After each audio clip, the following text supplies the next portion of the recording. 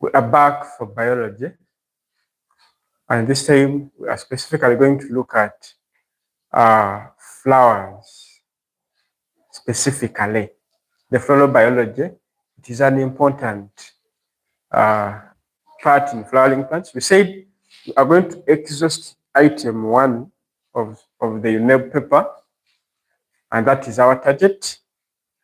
I'm told online, we said we are to give expensive information for free. All we need from you is to subscribe, invite friends, follow us, please, like our videos we make, and so many others. So you're welcome. If you're with us, please text back. Are you with us? Can we know you? I'm Teacher Alan. I'm working with Tony.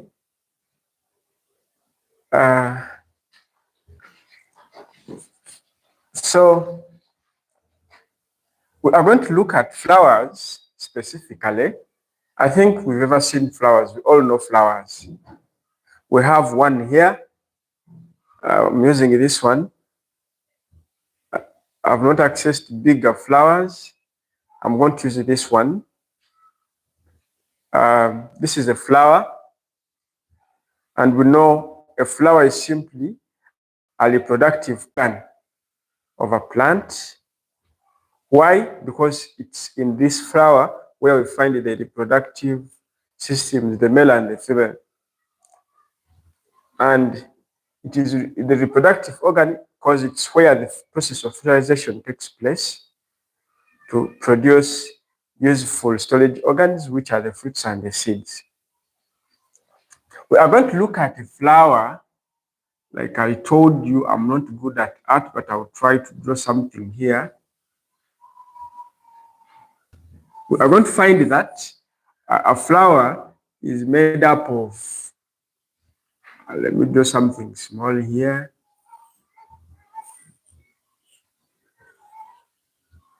I'm going to draw a simple flower we used to draw in our primary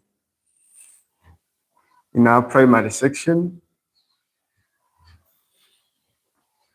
just to demonstrate structures I need to demonstrate.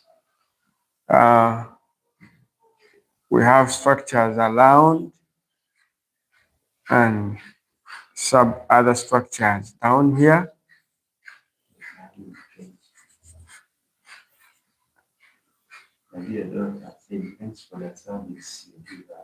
Amina.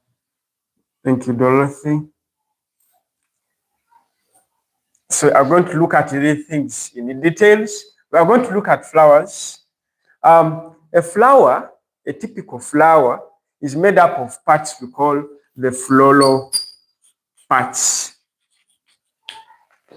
The floral parts are collectively known as whorls.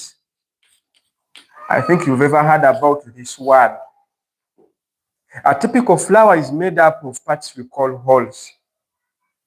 And these whorls are arranged in rings.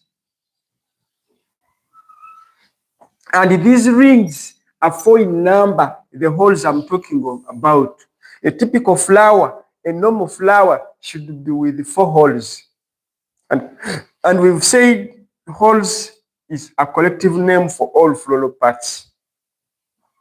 These whorls are arranged in rings like I've said, starting with the outermost whorl, which we call the calyx.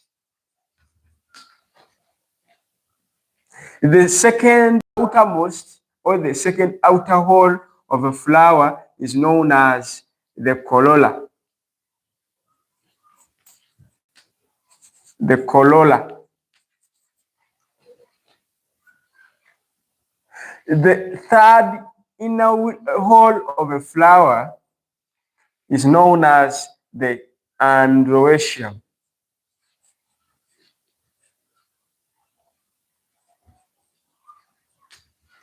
And the innermost ring or the whole of the flower is the gynoecium. We are looking at the holes of the flower. They are in rings, like we are seeing outside. We have the calyx, which are made up of the sepals. The second outer is made up of the corolla, and the corolla is made up of the sepals. The third, as you move inside, the androecium is made up of the stamens, which stamen is made up of the filament and the anther heads. Then the innermost is the gynoecium, which is made up of the carpels. And the carpels is made up of, the carpels are the stigma, style, and the ovary. We are looking at the flowers in details. If you have any question, you please ask. The carpels, of the 4 holes of the flower, they are grouped into 2 major categories in pairs. We have 2 essential holes and 2 non-essential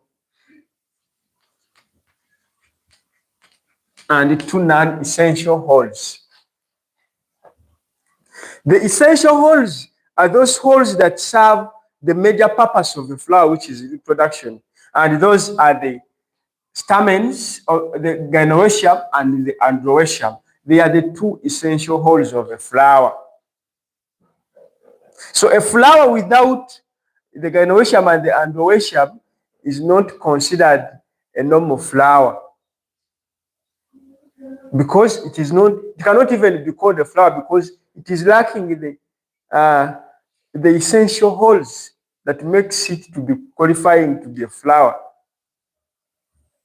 And then the non-essential are the other ones that just aid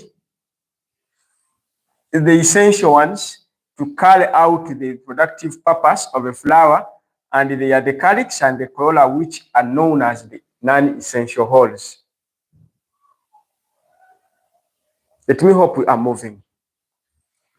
All of these holes are held on a cup-shaped structure we call the receptacle, down here below the receptacle, below the sepals,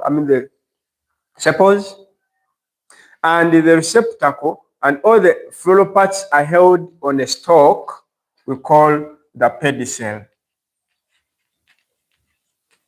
So the floral stalk is known as the pedicel. We are looking at the flowers in details. We said we are going to bring in all the work about flowering plants from all classes and teach them here in this topic. So we are looking at the holes of a flower. We've said if a normal flower has 4 holes. The 4 holes are as follows from outside. The outermost hole is the calyx. The second hole from outside is the corolla. The third hole from outside is the androecium, and the innermost is the gynoecium. Hope we are following. We've said the gynoecium and the androecium are known as the essential holes of a flower, and the corolla with the calyx are known as the non-essential holes of a flower. As we move on, a flower with all the 4 holes, on it is known as a complete flower. It is known as a complete flower. It's that flower with all the 4 holes on it. And the one that lacks any of these whorls is known as an incomplete flower. It lacks one or more of the four whorls. We are looking at the terms we use to describe flowers. I want us, by the time we start describing the flowers, we know something about the flowers.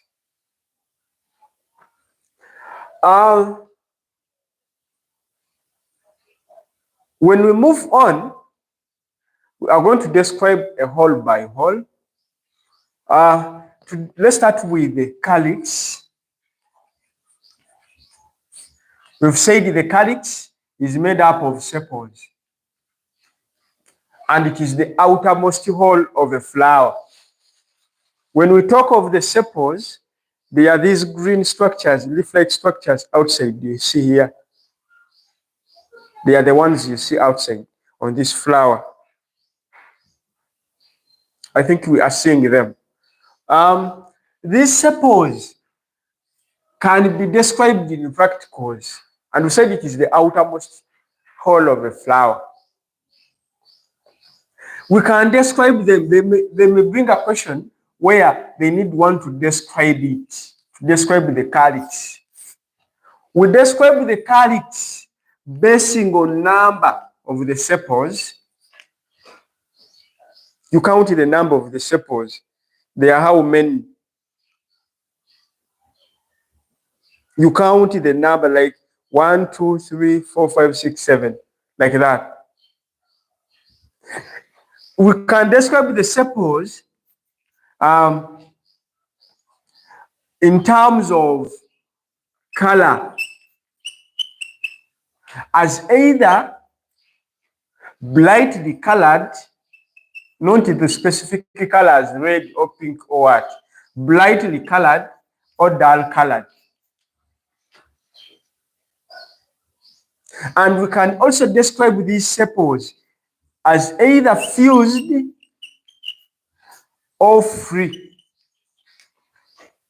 When fused, when I say fused, it means that when I try to remove one of the sepals, if we want to describe the sepals as fused, when I try to remove one of the sepals like this, free sepals must not affect the neighboring sepals. Now, this means these sepals were fused. Let me hope we are following. And for the sepals that are free, it means that when you try to remove one of them, will not affect the nearby sepal. So that means that sepal is free.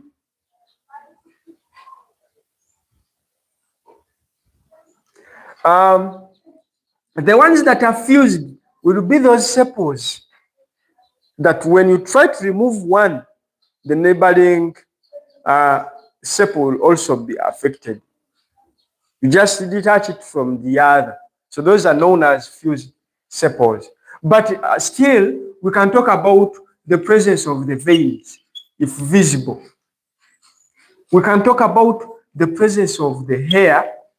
If not hairy, it will be smooth. So when describing these sepals, for practical purposes, we may need to know this information. We talk about the number, like this one, the specimen has, let's say, 6 dull-colored fused hairy with veins sepals. So the description is of that kind. We don't need much English, but it's better to describe them in a single statement. Let me hope we are following. If you have any question before we continue to the corolla, please ask. For those following. But how can I get biology and chemistry books for new curriculum? We drafted one, and if you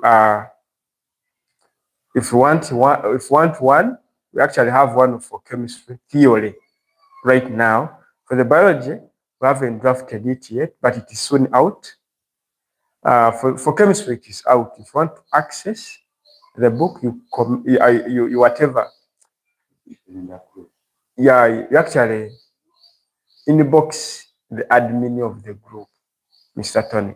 Any other question? Thanks for the clarification on flowers. I wanted to hear something and indeed I'm now going to my research. Amen. Thank you, Sender Geoffrey, Godfrey. To move on, let's look at the corolla. We welcome whoever is joining. We said the corolla are made up of the petals. We are looking at both practical and theory. We look at both practicals and theory. So for the corolla, we are going to look at the petals in details. And please, we said the only reward you can give to us, please subscribe. Invite some of your friends to subscribe, to follow us, to like our videos. Invite more of your friends to follow like you do. For petals, we can describe them the same way. We said these two are non-essential whorls. Why? Because they don't play a reproductive purpose, but they play physical purposes on a flower. The petals can still be, for the descriptions in practicals, we still describe in terms of number. We describe in terms of color. We say in terms of color, we don't mention the color like pink, red, or green. We describe them as either brightly colored or dull colored. We are talking of petals. These are the petals. These ones here, I'm touching. They are the petals. Let me think we are seeing them. They are the petals. They are either brightly colored or dull colored. To me, these ones are brightly colored. The petals may be described in terms of either fused or free.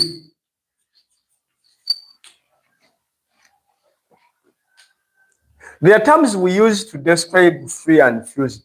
When the sepals are free, we may call them aposeparous sepals that the flower has, and if fused, we call them gynoecium or gynoecium calyx. That means the sepals are fused. The sepals of that flower are fused. Even here, the fused petals are known as the gynopetalous flowers. I mean, gynopetalous, yes, flowers. That means they have fused petals. If they are free, we shall call them apopetalous flowers. If they are really free, I think we can check on that. We can still describe them. We can check for the veins if present, which kind of venation, parallel vein, network vein, like we said, and presence of hair or sepals being smooth. But not forgetting the number. We are looking at the floral parts, the floral whorls one by one. So for practical purposes, these ones must be noted. These ones too for about the calyx must be noted. So for this one has 1 in terms of number, 2, 3, 4, 5. So for this specimen has 5. Are they free? We say to see whether they are free, you try to detach it from the others. Yes, they are free because when I try to remove one, it does not affect the other, the nearby. When I try to detach this one, it will not affect the nearby, if you can see very well. It is not affecting this one. When I try to detach this one, it will not affect this one too, like that. So they are 5 free, and I think they are, to me, when I look at them, they have parallel veins. They have vertical lines on the sepals. The petals have vertical lines. So they are parallel veined, smooth. There are no hairs on the petals. Parallel veined, smooth, brightly colored. Petals, if you are told to describe the corolla of this flower. So I think this is a description. To move on, we are looking at the whorls of a flower before we go into the details, the other details. We are looking at the 4 whorls of a typical flower in details. If we are to look at the androecium, we said the androecium is made up of the stamens. And we said the stamens, actually, this is the 3rd whorl from outside and the 2nd whorl from inside. We said the stamens are made up of the filament and then the anther heads. So we have the filaments and the anther heads. The androecium is described as the male whorl of the flower. Its purpose is to donate pollen grains, which are known as the male gametes of a flower. We shall look at the details. We shall find that to describe any androecium or to describe the stamens, we talk about the length of the filament, comparing it to the stamen, to the style that is holding the stigma. It is which length is either long or short. We talk about the number as either any given number. If there are very many, we describe them as several or numerous. We talk about the appearance of the anther heads. Some anther heads, we shall find that when viewed under a hand lens, we shall find that the anther heads are bilobed. They are made up of 2 lobes. So this kind of a stamen has a bilobed anther head. So in description, we shall say long filamented, numerous, for example, if there are more than 10, numerous, long filamented with the bilobed anther heads. We are talking about the stamens. Has stamens with long filaments, let's say maybe hairy, with bilobed or single-lobed anther heads. They may be even triple, basing on the number of lobes you can see on the anther heads. But we base on the length of the filament, the appearance of the anther head, and the number of the stamens. This is the stamen in general. It has the filament, that holds the anther heads and then the anther heads. We are talking about the floral whorls.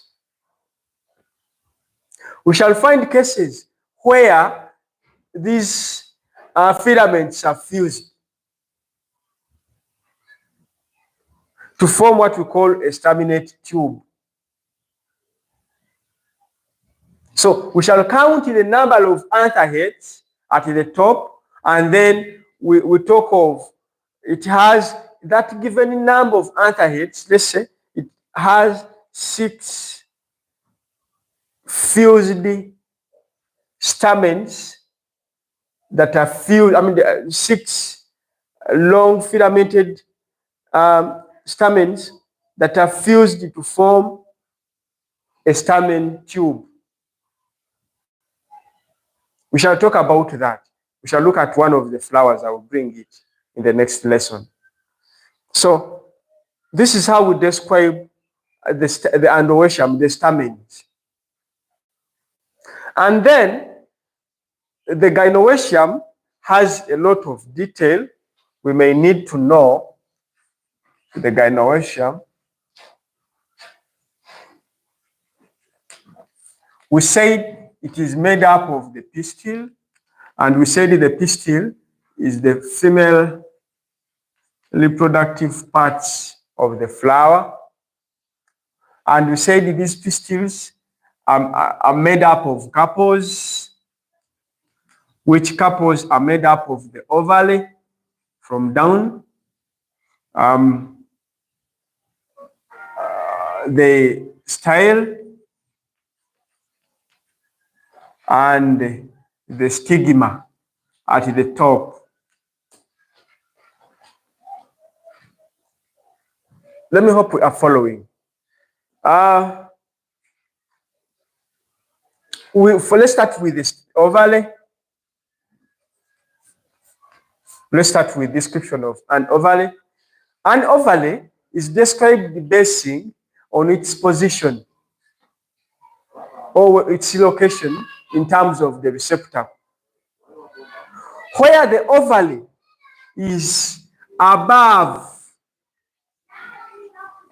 the receptacle,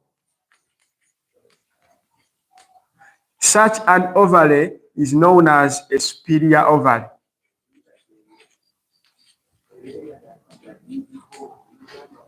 We shall find that in some flowers,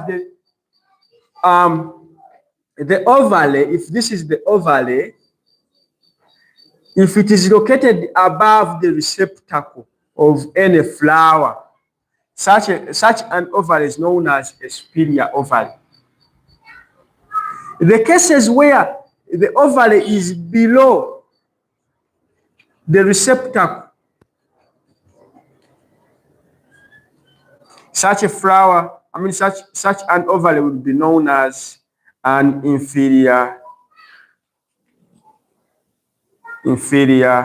ovary.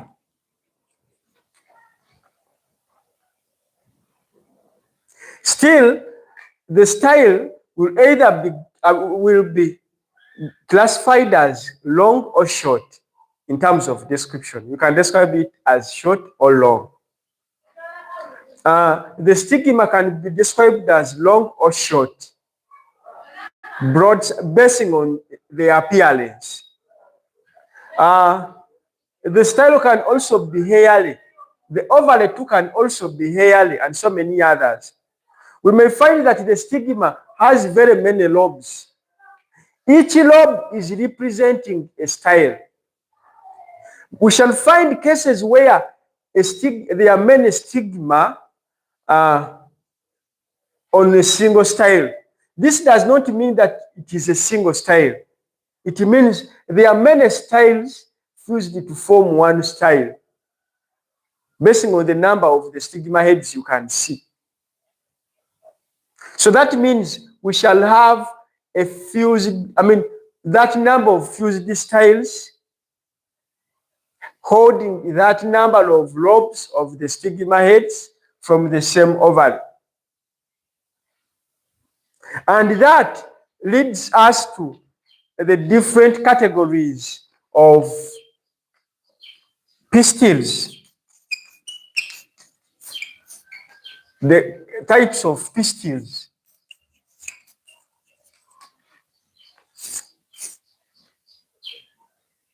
We have flowers that are made up of a single pistil. We have flowers with a single pistil. Such flowers are known as monocarpous pistils. Monocarpous flowers. They are made up of a single pistil. And such a pistil is known as a monocarpous pistil. You will see it when it is one, the stigma head is one on one style. We shall find cases where a flower has many but free pistils. Such pistils are known as apocarpous pistils. Apocarpous pistils. They are many but free. Each one of them is independent but borne over the same receptacle. More than one ovary, not fused at all, under the same floral stalk, each with an independent style, independent stigma up. Such a flower is known as an apocarpous flower.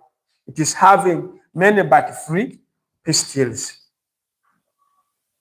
And flowers with more than or with many but fused. We say fused. It means when you try to detach one of the structures, it affects the nearby structure. Fused pistils, such a flower will be known as a syncarpous pistil. Syncarpous pistil. Basing on number and whether the pistils are fused or not. We shall find it where there is a single ovary. There are two cases with one style, but a number of stigma heads up. That is one. And I think this is the commonest. It means there are several pistils fused together. That's why we are giving several stigma heads. We shall bring examples. And with this, I think that is a simple description of a flower or floral whorls. They are flowers without a pedicel. Any flower without a pedicel is known as a sessile flower. It is known as a sessile flower. We shall talk about more details of flowers as we move on. I think this is a simple description about whorls of the flower. Let's meet in only 10 minutes to have a look at more details of flowers about pollination. Thank you for watching.